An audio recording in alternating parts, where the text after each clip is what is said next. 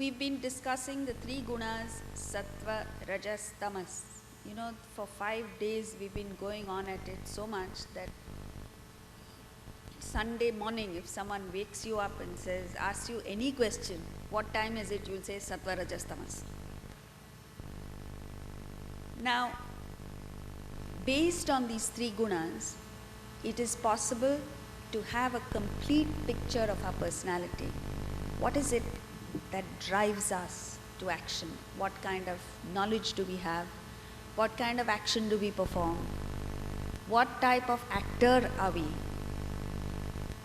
Etc. So there are 7 parameters against which these three gunas are graded. So when you do this complete picture, it's called a personality chart, which in fact is given in the 18th chapter, but we're taking it now because God knows how many of us will, first of all, whether I'll be around, we don't know. So we'll take it because it's very useful to get a clearer picture of what our personality is, what are our strengths, and what are our weaknesses. When you come to understand this, then you know where to invest your efforts and energies to boost your personality by tackling the area which is your weakest and operating out of your strength so that your whole personality gets a lift. Now, the first thing is knowledge. What kind of knowledge do we have? Can you read the screen here? Okay. Sattvic knowledge is where you zero in on Brahman.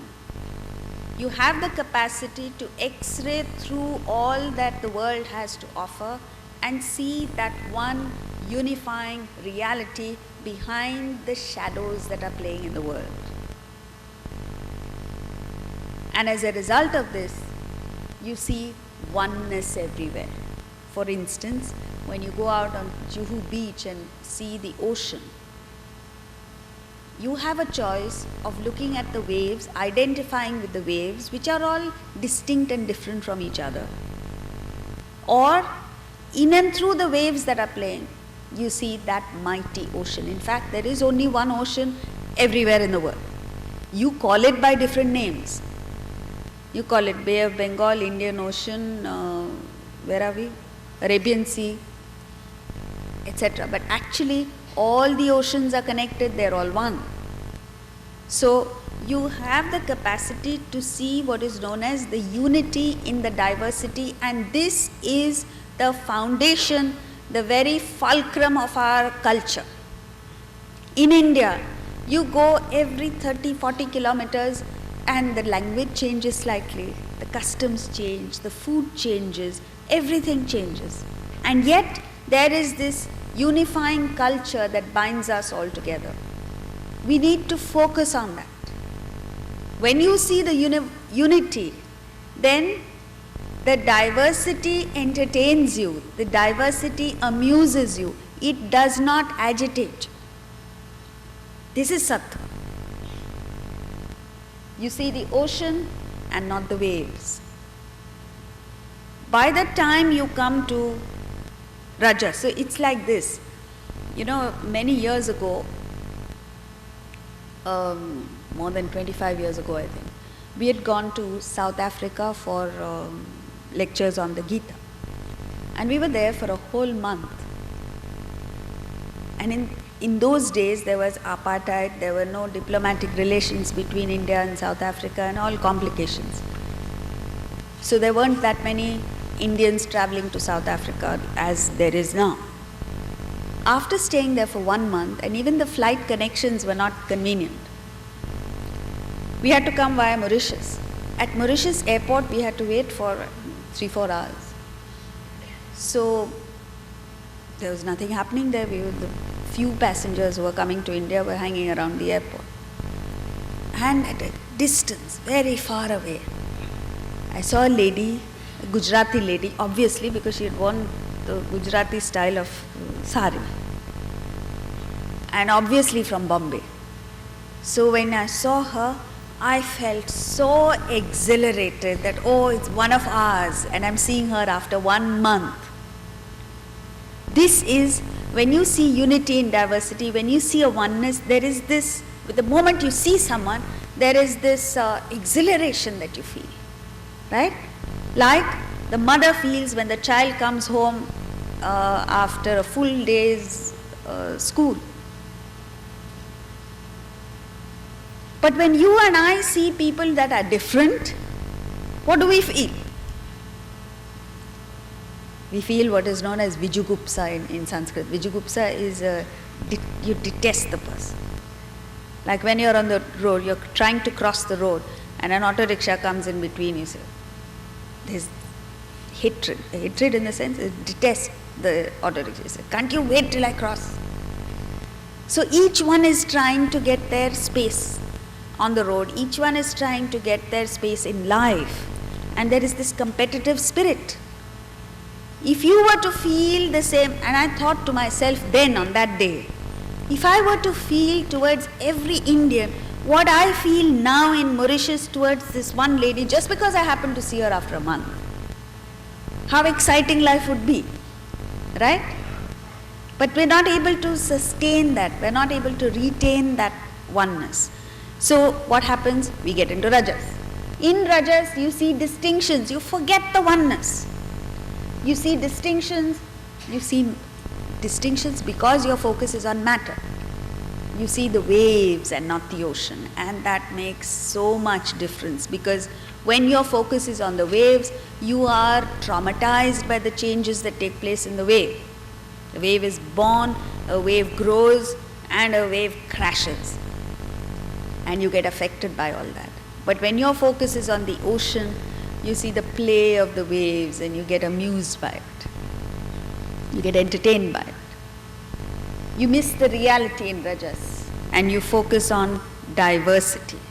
This Rajas comes, the inability to see the unity comes because of overwhelming obsession with yourself. And this doesn't go, it's very difficult to go, because even if you were to say, okay, I would need to become less selfish, and you join a service organization. The other day, one of these organizations invited me to be their keynote speaker, for what it's worth. And I went and I saw the whole day's program. I listened very carefully to what was happening, what was being said. There was not even mention in passing about the service that organization was doing. It was all about, oh, I have done this, and you have done this. It's about personalities more than the service that the organization is supposed to do. How sad. So that selfishness doesn't leave us. It's very difficult to go. Then comes tamasic knowledge. In tamasic knowledge, it's interesting that in the 18th chapter, if you look at the verses, he says, sattvic knowledge is that which, and he describes that. Then he says, rajasic knowledge. When it comes to tamasic, he says, that which, he doesn't refer to it as knowledge, because it is in fact not knowledge, it is ignorance. So what happens is, you see a part as if it were the whole. There's a poem called The Six Blind Men of Hindustan. I think that's it. It's about 6 blind men who go to an elephant, and depending on what they touch, they describe the elephant like that. One man goes and touches the trunk and he says the elephant is like a tree. Another person goes and touches the side of the elephant and says the elephant is like a wall. And then each one comes to his own conclusion. One person touches the tail and says it's like a rope, so on and so forth. And then they're so busy conversing, discussing, fighting among themselves, but I'm right and you're wrong. And the poet concludes, though each was partly in the right, all were in the wrong. And all of us are like that. We believe that, particularly in the field of religion and spirituality, the less said the better. Because each one hangs on to his own views. Not only my religion as in terms of major religions, Hinduism, Christianity, Islam, but even within that, my guru alone is the best. My institution alone is the best. Yours is all kachra. There is no, if you were to think about it, spirituality is supposed to get you to sattvic knowledge, where you see all religions, like Swami Ramatirtha said. When Maharaja in those days offered him, I think it was 2 lakhs to start an institution, and this was more than 100 years ago. He returned it with thanks to the Maharaja, saying, why do I need to start an institution of my own? Because all institutions are my institutions. That Catholicity is something that we need to inculcate. Otherwise, there is fanatic adherence to a part as if it were the whole. Because you have partial knowledge, you miss the totality picture. And this whole thing is based on ignorance. Now when you have knowledge, out of that knowledge springs action. So what kind of action do you perform? Number 1, sattvic action. Sattvic action is 100% focus on obligatory duty. Niyatam kuru karmatvam karmajayo hya karmanaha, says Krishna in the 3rd chapter. Perform your obligation.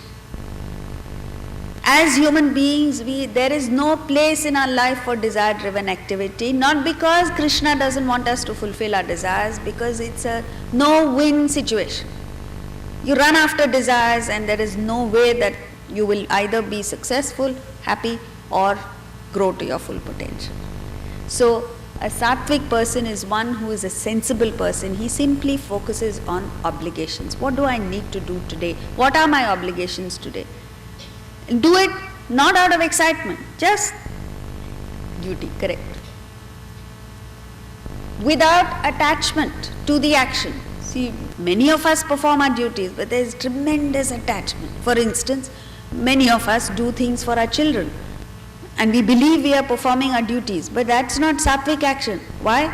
Because there's tremendous attachment. There is no expectation. You do your bit, there is no expectation from the other person. No expectation of appreciation, no expectation of acknowledgement, no expectation of even awareness. Sattvic individuals like Krishna, all the great rishis, did their little bit. Their little bit means an enormous amount. For us, knowing fully well that we are in ignorance, we are in delusion, we don't even have the capacity to appreciate the level of the work that they've put in. So there's no expectation. No ego, no selfishness. You know, when it is said, it sounds like theoretical, something from the Gita. But if you apply yourself to it and you commit yourself to it and you say, okay, let me see to what extent I can perform sattvic actions, and life unfolds before you and your life gets this magical touch. Yesterday we spoke of divine intervention. The moment you become sattvic, you find that the divine force is with you, not against you. And this makes a world of difference. Now come to Rajasic action. Rajasic action is desire-driven. This is the basic difference between Sattvic and Rajasic. With a lot of ego, a lot of effort, longing for fruit, there's a tremendous strain and the feeling of doership. I am doing it. In today's Indian Express, Harsha Bhogle has written an article on Ganguly and why he's performing the way he's performing. And he says, when you're in, he doesn't say that, but I'm putting it, he uses a different language. But when you are in sattva mode and you play cricket, what happens? The kind of action that you perform, sattvic action. He says, your foot finds itself moving towards the line of the ball. When there is a storm in the mind, the foot, like a stubborn soldier, stays put. What a brilliant way of putting it. So what it means is, when you are in sattva mode, when your mind is clear, your thinking is clear. So the two things that are required, the mind is calm and your intellect is sharp. when you meet with these two, says the action automatically flows. You don't have to think, where should I put my foot? Because you don't have time. The split-second decision you have to take. And this is so in every field of activity.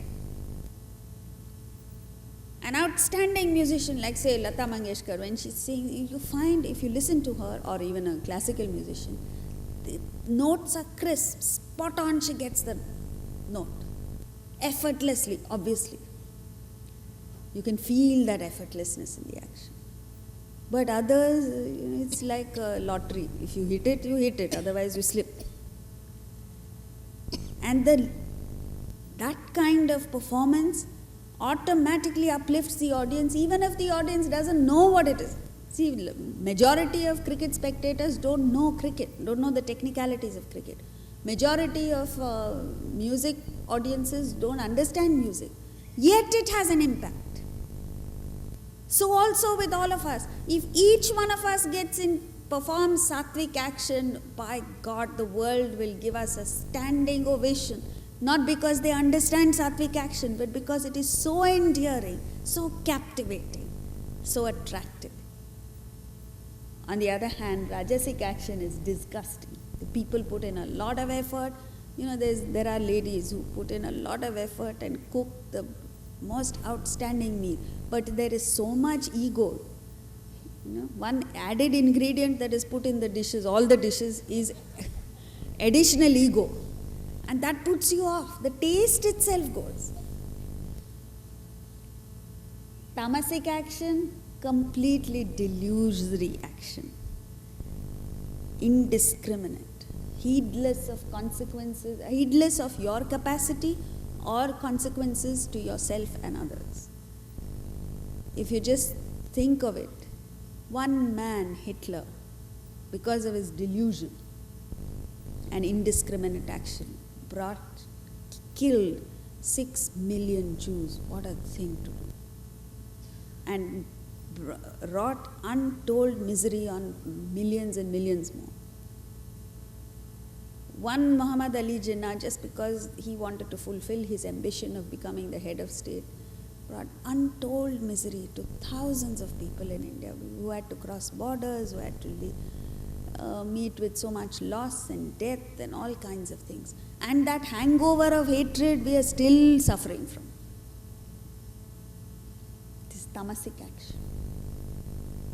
Now when you perform action, you become an actor. What kind of an actor are you? Sattvic actor is one who is not egoistic, detached, consistent, cheerful, enthusiastic, and independent of result. This is the most fantastic thing that you can do. As against this, rajasic action, look at the words he uses. Impassioned, and this, mind you, is English, it's a translation. The moment you translate, it loses half its potency. If you read it in the original, it's fantastic. Impassioned, craving for fruit, greedy, impure, agitated, affected by joy and sorrow, worry and anxiety. You want to know the difference? It's like this. I don't know if you've watched a football match, not live or even on TV. When they hit a goal, all those people get together, they climb on top of each other. The expression of joy is so animalistic. When they miss it, the expression of sorrow is also animalistic. As against this, I don't know how many of you have watched the movie Bodyline. It's about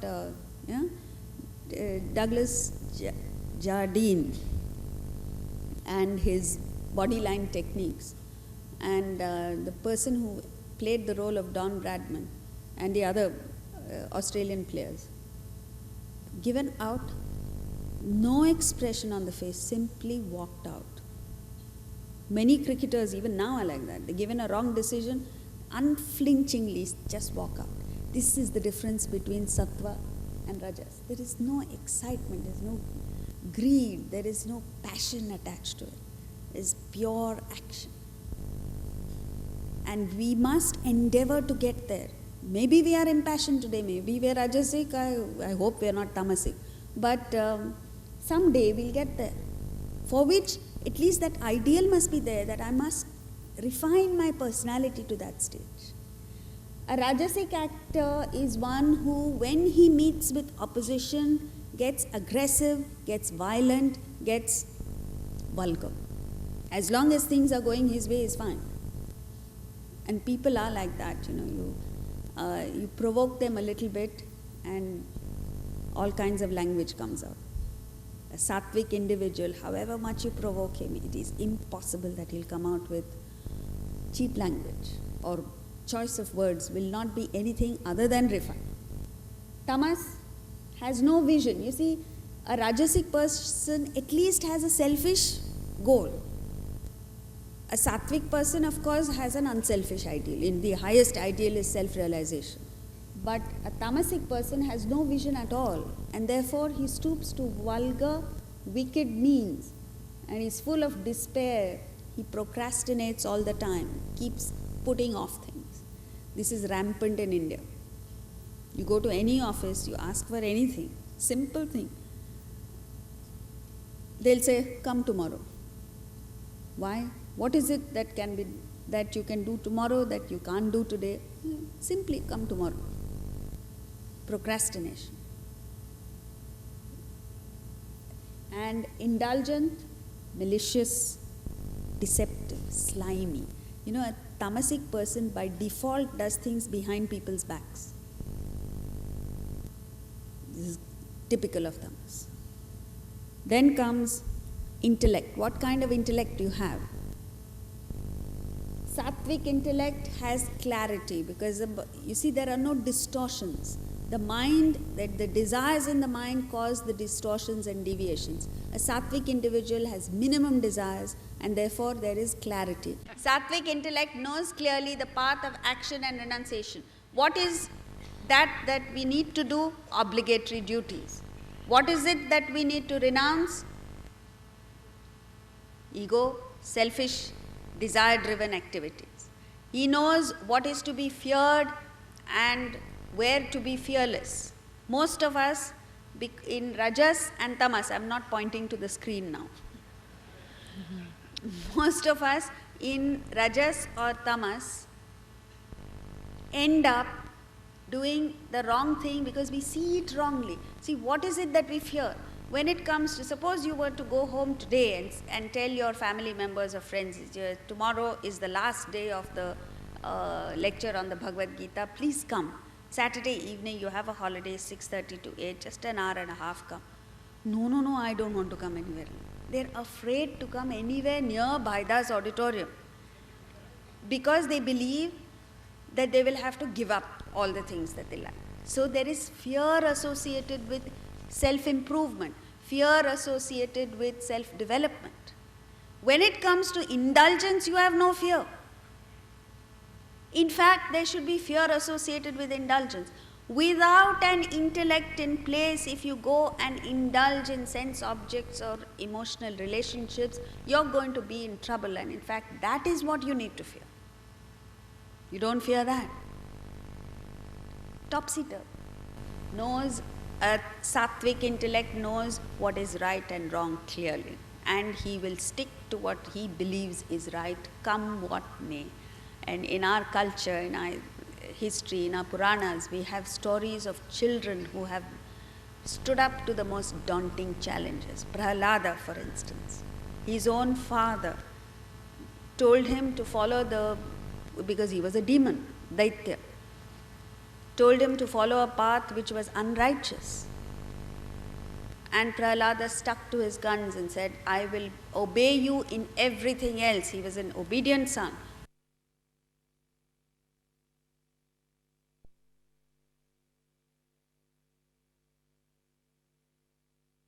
So anyway, when it comes to Rajasic intellect, the desires of the mind, the selfishness, self-interest, ego, and all this causes distortion and deviation of the clarity of thinking. And so therefore, you make mistakes in judging what you ought to do, what you ought not to do.